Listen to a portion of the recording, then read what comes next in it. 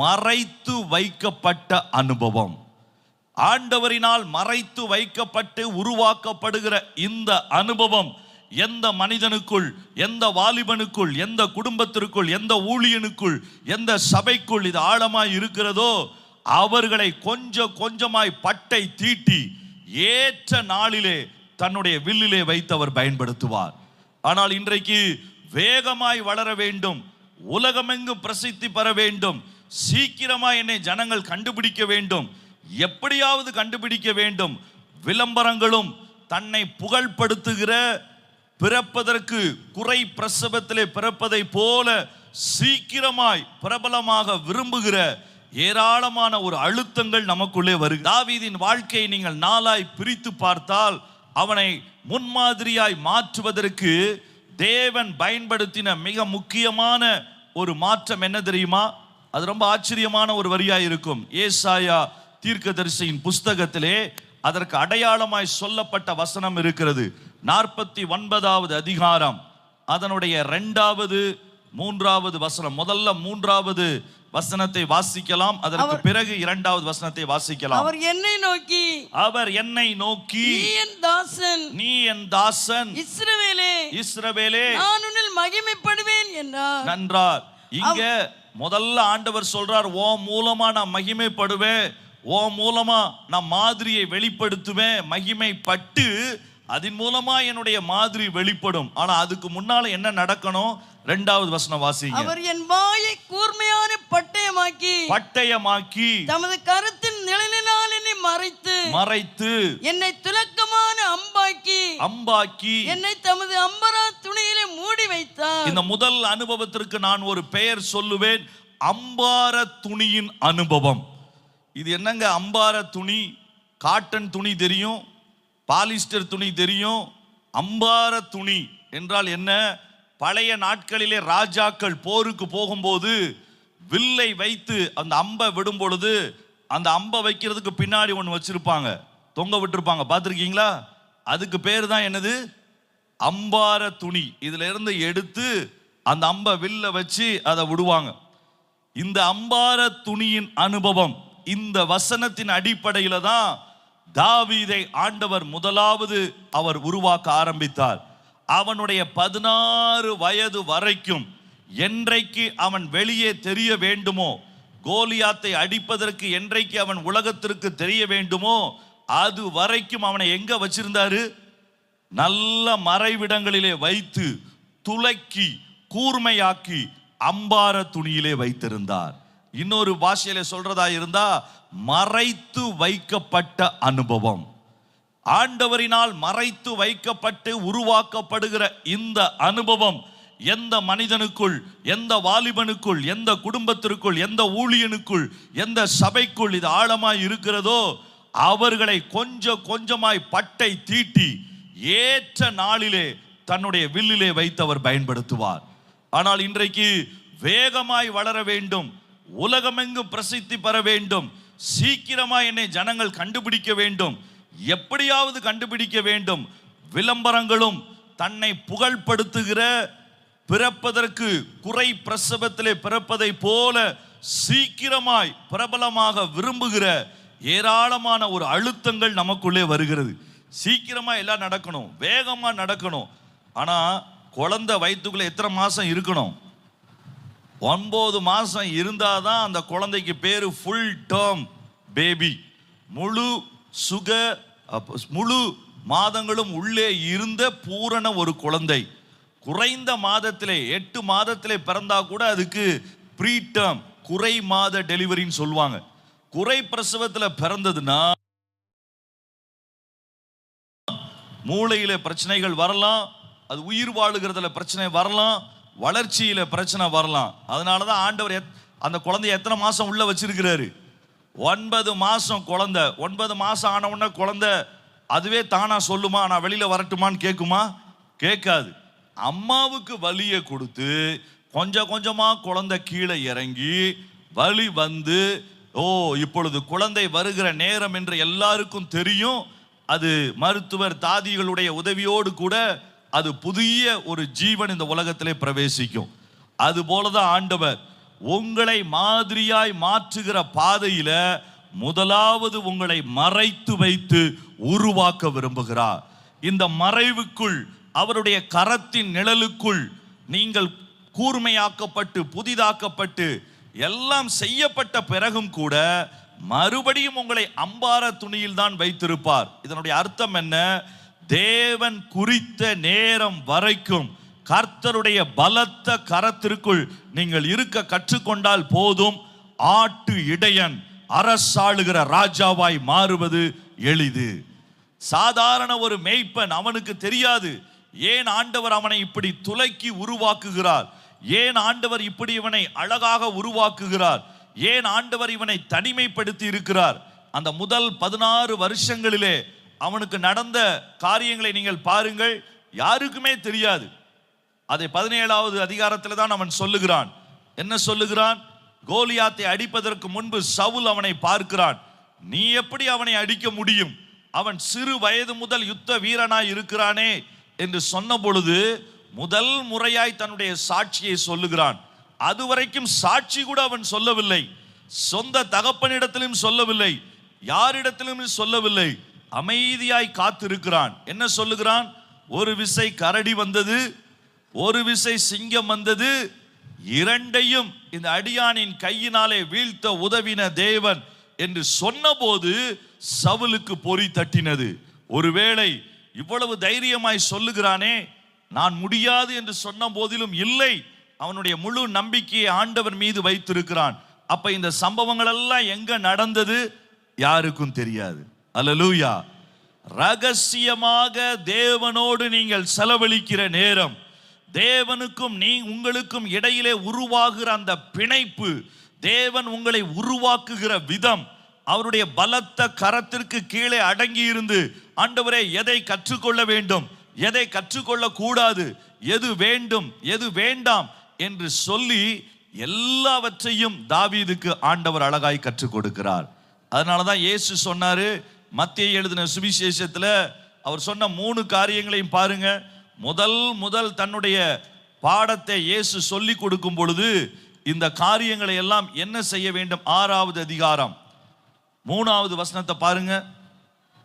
நீயோ தர்மம் செய்யும் போது அந்தரங்கமாய் அது இருக்கட்டும். 6வது வசனம். நீயோ ஜெபம் பண்ணும் போது அறை வீட்டுக்குள் பூசிக்கொள். 17வது வசனம். நீயோ உபவாசிக்கும் போது காணப்படாமல் அந்தரங்கத்திலே போதும். 3 விஷயத்தை தேவன் கற்றுக் கொடுக்கிறார். தர்மம் செய்ய கற்றுக் கொடுக்கிறார், ஜெபிக்க கற்றுக் கொடுக்கிறார், உபவாசத்தை கற்றுக் கொடுக்கிறார். இன்னைக்கு இந்த 3 விஷயத்தை பாருங்க. தர்மம் செய்யறது 1000 ரூபாய்க்கா இருக்கும், விளம்பரம் 1500 ரூபாய்க்கு. ஒரு விஷயம் செய்கிறதை ஊர் முழுவதும் சொல்லக்கூடிய நாட்கள் வந்துவிட்டது. அதை விளம்பரப்படுத்தி பெரிதாக்கி தாங்கள் செய்கிறதை சொல்லக்கூடிய. ஆனா இயேசு என்ன சொன்னாரு?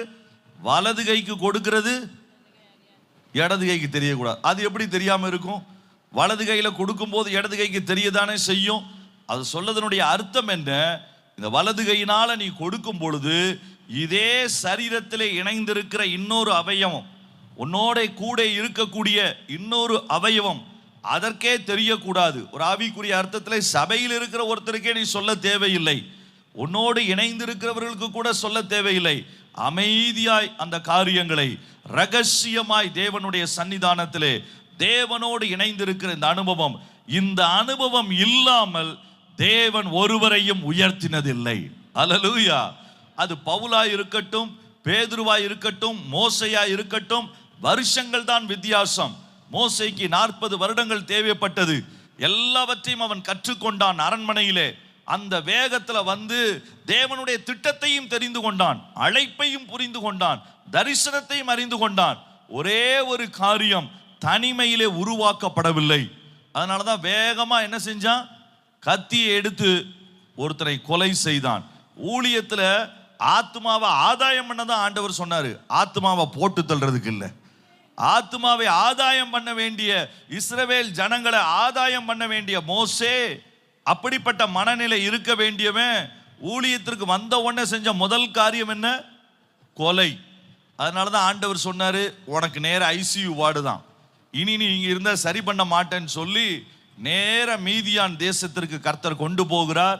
40 வருஷம் என்ன நடந்தது என்று பைபிள் சொல்லுகிறதா? எதுவுமே சொல்லல. 40 வருஷம் கர்த்தர் அவனை உள்ளேயே வச்சிருக்கிறாரு. இப்ப 40 வருஷத்திற்கு அப்புறம் ஆண்டவர் சொல்றாரு, சரி இப்ப நீ போய் செய் இந்த காரியத்தை. அவன் என்ன சொல்றான்? இனி முடியாது. திக்குவாயன் 5 தடவை சொல்றான், ஏன்பா 40 வருஷத்துக்கு முன்னால நீ தானே காலரை தூக்கி விட்டுட்டு வேலை செஞ்ச, இப்ப என்ன ஆச்சு? இப்போ எல்லாம் உடைச்சு இடிச்சு சரியா அம்பார துணியில இருக்குது. அதனால அவன் சொல்றான், என்னால முடியாது. எப்போ நம்ம இந்த இடத்திற்கு வருகிறோமோ அன்றைக்கு தேவன் நம்மை கரத்தில் எடுத்து பயன்படுத்துகிறார். என்றைக்கு என்னால முடியும், நான் செய்து விடுவேன், நான் ஆயத்தமாகி விட்டேன், நான் தான் அப்படிப்பட்டவன் என்று யார் சொல்லுகிறார்களோ அவர்களை தேவன் பயன்படுத்துவது முடியாத காரியம். அப்படிப்பட்டவர்களை ஒருவேளை அவர்கள் ஊழியத்திலே இருந்தாலும் அதிகமாய் தேவன் அவர்களை பயன்படுத்த முடியாது. எந்த மனிதன் இல்லை நான் ஒன்றும் இல்லை என்று சொல்லி அவருடைய அம்பார துணியிலே அவர் விரும்பும் பொழுது என்னை எடுத்து பயன்படுத்தட்டும் என்று சொல்லி ஒப்பு கொடுக்கிறானோ, அதனால்தான் இயேசு மலை பிரசங்கத்திலே அழகாய் சொல்லி கொடுத்தார். நீயோ, அந்த வார்த்தையினுடைய அர்த்தம் என்ன தெரியுமா? அந்த நாள்ல இருந்த பரிசேயர் சதிசேயர் வெளியரங்கமா செஞ்சாங்க. இன்னைக்கு நிறைய பேர், சில பேருக்கு காலையில ஒரு ஹோட்டல்ல போய் இட்லி சாப்பிட்டா கூட அது ஒரு ஃபேஸ்புக்ல, இன்றைக்கு காலையில இட்லி சாப்பிட்டோம். நீ இட்லி சாப்பிட்டா என்ன, தோசை சாப்பிட்டா என்ன, அதுக்கு ஒரு 10 பேர் லைக், ரொம்ப நல்லா இருந்துச்சு இட்லி. அதை வச்சு அந்த நாளில் எனக்கு டிபிஆர் ரேட்டிங் எவ்வளோ வருது, எத்தனை பேர் என்னை வியூ பண்ணுறாங்க, எத்தனை பேர் என்னை செய்கிறீங்க. சில பேர் பார்த்துருக்கீங்களா, அக்காமார்கள் கோவிச்சுக்கிடாதீங்க, அவங்க புது சேலை கட்டினாங்கன்னா வீட்டுக்காரர்கிட்ட வந்து திடீர்னு கேட்பாங்க, எப்படிங்க இருக்குது அப்படின்னு. அவர் வேற டென்ஷனில் இருப்பார், மாதம் லோன் அடைக்கணும், இன்சூரன்ஸை கட்டணும், எல்லாம் நல்லதா இருக்கு. அவர் நினைச்சிருப்பார் கொடுத்த சாப்பாட்டை. அவர் சொன்ன சாப்பாடை சொல்லலை, என்னை ஒரு நிமிஷம் பாருங்க எப்படி இருக்கேன், ஏன் உன்னை கல்யாணத்தன்னைக்கே பார்த்தாச்சே, புதுசா என்ன, எத்தனை தடவை சொல்றது, நல்லா பாருங்க ஏண்டி நல்லா தானே, உடம்புக்கு எதுவும் பிரச்சனையா, கடைசியா அவங்களே வாயில சொல்லுவாங்க, சேலை எப்படி இருக்கு பார்த்து சொல்லுங்க. அப்போ நம்ம கெட்டுற சேலையே கண்டிப்பா தெரியணும் நம்ம நினைக்கிறோம். இன்னும் சில பேர் புதுசா மோதிரம் பிரைஸ்லெட் போட்டா 4 தடவை கையை நீட்டி நீட்டி காமிப்பாங்க, தெரியுதா இல்லையா, தெரியுதா இல்லை, பிரதர் அங்க பாருங்க இங்க பாருங்க. எதை பார்க்கணும்? அவர் போட்டிருக்கதை பார்க்கணும், நீங்க பாராட்டணும். இந்த எண்ணங்கள் எல்லாருக்குள்ளேயும் வர ஆரம்பிச்சிருச்சு. சின்ன பிள்ளைங்க, நீங்க வீடுகளுக்கு போங்க, அந்த பிள்ளை உங்களுக்கு யாருன்னே தெரியாது, ஆனா புது செருப்பு வாங்கி கொடுத்துருப்பாங்க, கலர் கலரா வரும், உங்ககிட்ட வந்து சொல்லும், மாமா செருப்பை பார்த்தீங்களா, புது செருப்பு. அது தன்னிட்ட இருக்கிறத காமிச்சு ஆகணும்னு விரும்புறது, அது அந்த குழந்தையினுடைய எண்ணம். குழந்தையா இருக்கிறவர்களுக்கு தான் அது தெரியும், அந்த அந்த காரியத்தில் ஓடணுன்ற வாஞ்சை இருக்கும். ஆனால் முதிர்ச்சி அடைய விசுவாசிகள் தங்களை ஒப்பு கொடுக்கும் பொழுது அவங்க முடிவு பண்ணுவாங்க, இனி அப்படி அல்ல, நானோ ஜெபம் பண்ணும் பொழுது அந்தரங்கத்தில் செய்வேன், நானோ உபவாசிக்கும் பொழுது அந்தரங்கத்தில் செய்வேன், நானோ தான தர்மம் செய்யும் பொழுது, எல்லாவற்றுக்கும் சொல்வாங்க, நானோ அப்படி செய்வதில்லை. அல்லேலூயா. அதுதான் ஆண்டவருக்கு ஒரு பெரிய கிருபை. என் ஃப்ரெண்டு ஒருத்தர் இருக்கிறான், அவன் உபவாசம் இருந்தான்னா எல்லாருக்குமே தெரியும், ஊருக்கே மெசேஜ் போட்டுருவான், இன்னைக்கு நான் உபவாசம், இன்னைக்கு நான் உபவாசம். அந்த உபவாசத்துக்கு அவன் போடுற மெசேஜுக்கே எல்லாரும் சாயந்தரம் பார்த்தா அவனை பார்த்து கேட்கணுன்ற மாதிரி எதிர்பார்ப்பான், இன்னைக்கு உபவாசம் எப்படி இருந்துச்சு, எப்படி ஜெபிச்ச நேரம் 3 மணி நேரம் தான் இருக்கும், எவன் என்னென்ன பதில் போட்டிருக்கோம் அதை பார்க்கறது 4 மணி நேரம் இருக்கும். அதனால நம்முடைய வாழ்க்கையில நம்ம மாதிரியாய் மற்றவர்களுக்கு வெளியே தெரிவதற்கு, தேசங்களிலே தெரிவதற்கு முதலாவது சத்தியமே தெரியாமல் உருவாக்கப்படுவதுதான், அம்பார துணியிலே அமர்வதுதான். இந்த மேய்ப்பனா இருந்த இந்த தாவீதை எங்க வரைக்கும் கர்த்தர் கொண்டு போனாரு, நமக்கு நல்லா தெரிஞ்ச சம்பவம்.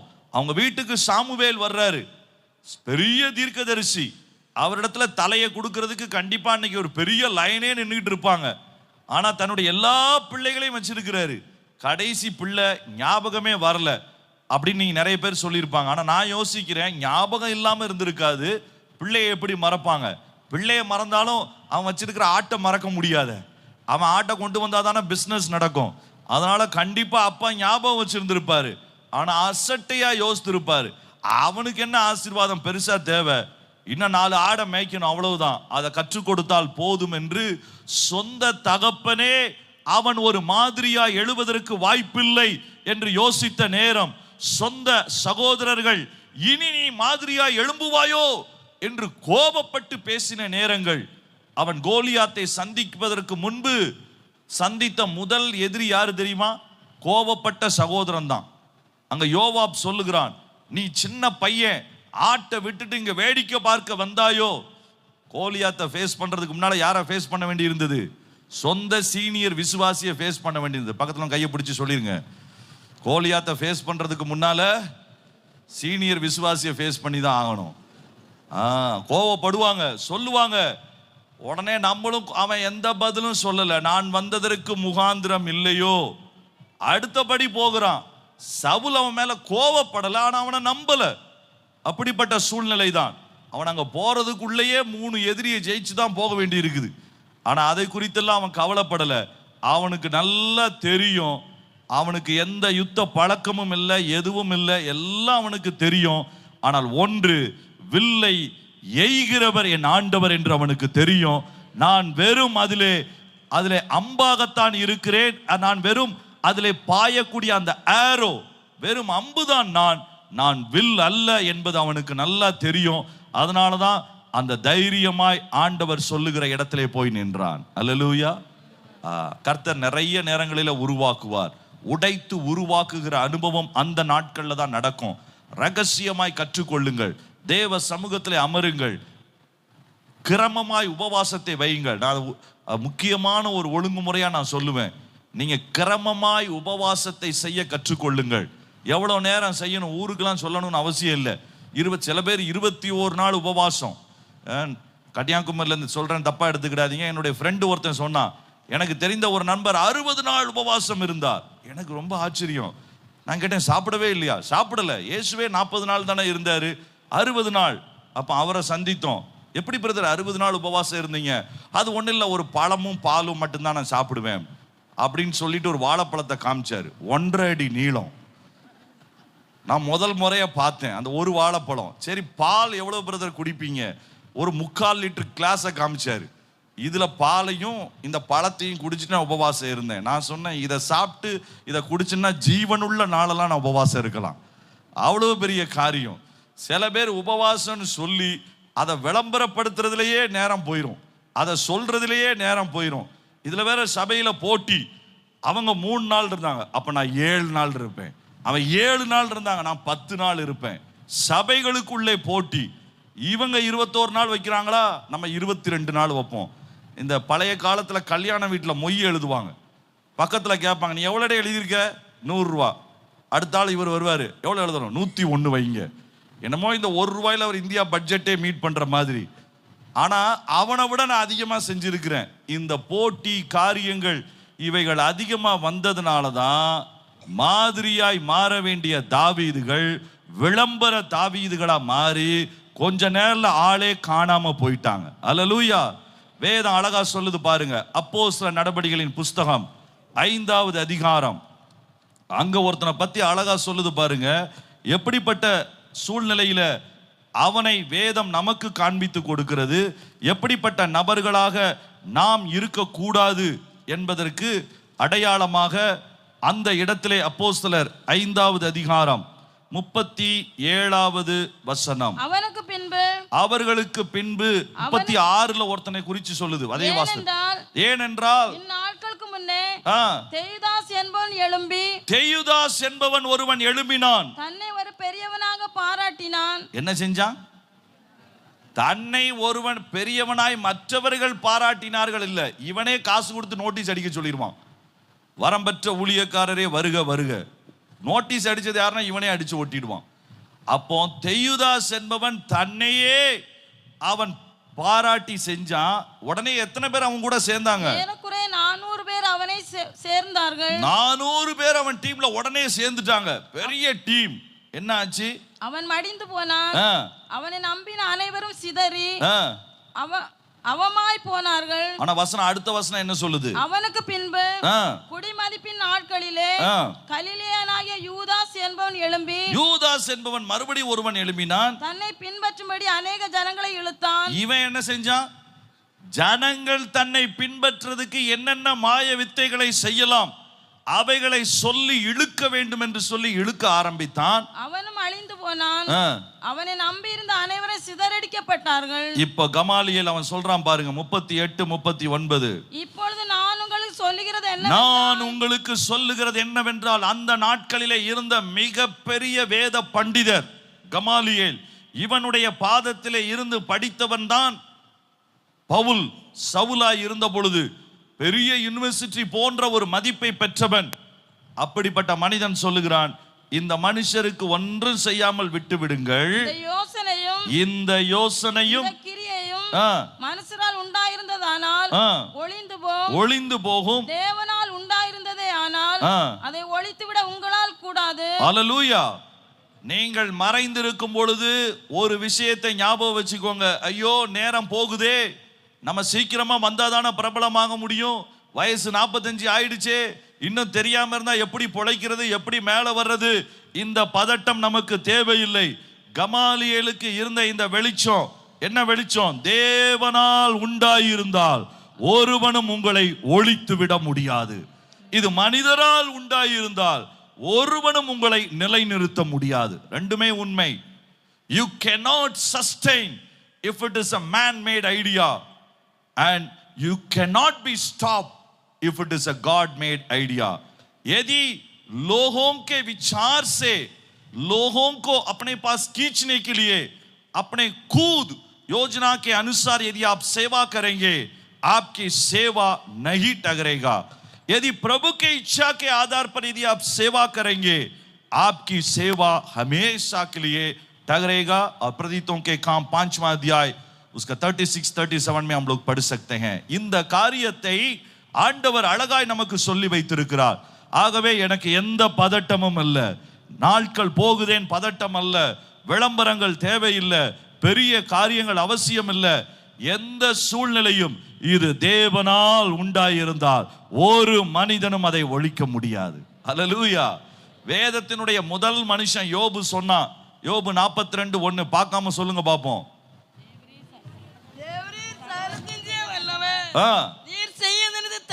நீர் செய்ய நினைத்தது தடைபடாது. இந்த நம்பிக்கை இருந்தா பதட்டமே வராது, டென்ஷனே வராது. நைட்டு 1 மணிக்கு எந்திரிச்சு எத்தனை பேர் வீடியோ பார்த்துருக்கிறான்ற டென்ஷனே வராது. காலையில எப்படி செய்யலாம் இந்த போராட்டம் வராது. எல்லாவற்றிற்கும் மேல இதெல்லாம் விளம்பரங்கள் சொல்லி கொடுக்க காரியம், சினிமாக்கள் சொல்லி கொடுக்கிற காரியம், பிசினஸ் மேனேஜ்மெண்ட் என்று சொல்வார்கள், அவர்கள் சொல்லுகிற காரியம், இதெல்லாம் நமக்கு தேவையில்லை. தாவீதுக்கு தெரியும், இந்த சிறிய மேய்ப்பனை, இந்த ஆட்டிடையனை ஒரு நாளிலே முன்மாதிரியா எடுத்து செல்வதற்கு என் தேவன் போதுமானவர். ஆனால் அவர் குறித்த நாள் வருகிற வரைக்கும் கிட்டத்தட்ட 16 வயதிலே அவனுக்கு தேவன் அவனை குறித்து வெளியே கொண்டு வந்தார். 17 வயதிலே கோலியாத்தை ஜெயித்தான். ஆனால் மீதமுள்ள 13 ஆண்டுகளும் கூட அவன் பெரிதாய் எழும்ப முடியவில்லை. ஆனால் அவனுக்கு அதை குறித்த கலக்கம் இல்லை, எதிரிகளுக்கு தான் கலக்கம் இருந்தது. அவனுக்கு தைரியமாய் தெரியும், என் தாயின் கருவிலே என்னை உருவாக்கினவர், என்னை வேறு பிரித்தவர், என்னை கொண்டு வைத்திருக்கிற திட்டத்தை நிறைவேற்றி முடிப்பார். அல்லேலூயா. தேவனை போர் செய்ய விடுங்கள், தேவனை செயல்பட விடுங்கள். உங்களை நீங்களே வளர்ப்பதற்கு முயற்சி செய்யாதிருங்கள். உங்களை குறித்த ஒரு பிம்பத்தை உண்டாக்க வேண்டாம். Do not create a false self image. தன்னை குறித்த தவறான பிம்பத்தை உருவாக்குவது அரசியல்வாதிகளும் விளம்பரஸ்தர்களும் சினிமாக்காரரும். நமக்கு அது தேவையில்லை. தேவன் நினைத்தால் என்னை எந்த இடத்திலும் உயர்த்த முடியும். மீன் பிடிக்க பேதுரு பேச தெரியாதவன், படிக்காதவன், அவன் வாயை கொண்டு ஒரே பிரசங்கத்திலே 3000 பேரை கர்த்தர் திருப்ப முடியும், 5000 பேரை கொண்டு வர முடியும். அவனுடைய நிழலை கொண்டு செத்தவனை உயிரோடு கூட எழுப்புவதற்கு அவருக்கு லேசான காரியம். நான் பிம்பத்தை உண்டாக்க வேண்டிய அவசியம் இல்லை, என்னை குறித்த மதிப்பை நானே உண்டாக்க வேண்டிய அவசியம் இல்லை. ஒருவன் எனக்கு ஊழியம் செய்தால் யார் அவனை கனம் பண்ணுவா? பிதா கனம் பண்ணுவா. அல்லேலூயா. நம்முடைய பிதா எப்பொழுதும் நம்மை கனம் பண்ணுவதற்கு ஆயத்தமாய் இருக்கிறவர். ஆகவே கனத்தை நாம் உண்டாக்க தேவையில்லை, கனத்தை நோக்கி ஓட வேண்டிய அவசியம் இல்லை. உண்மையாய் இருந்து, ரகசியமாய் இருந்து, தேவனுடைய அந்த தேவ பக்தியை, கர்த்தர் கற்றுக் கொடுக்கிற காரியத்தை, தேவனோடு இருக்கக்கூடிய உங்களுடைய ஜெபங்களை, விசேஷமாய் உபவாச ஜெபங்களை நீங்கள் அதிகப்படுத்த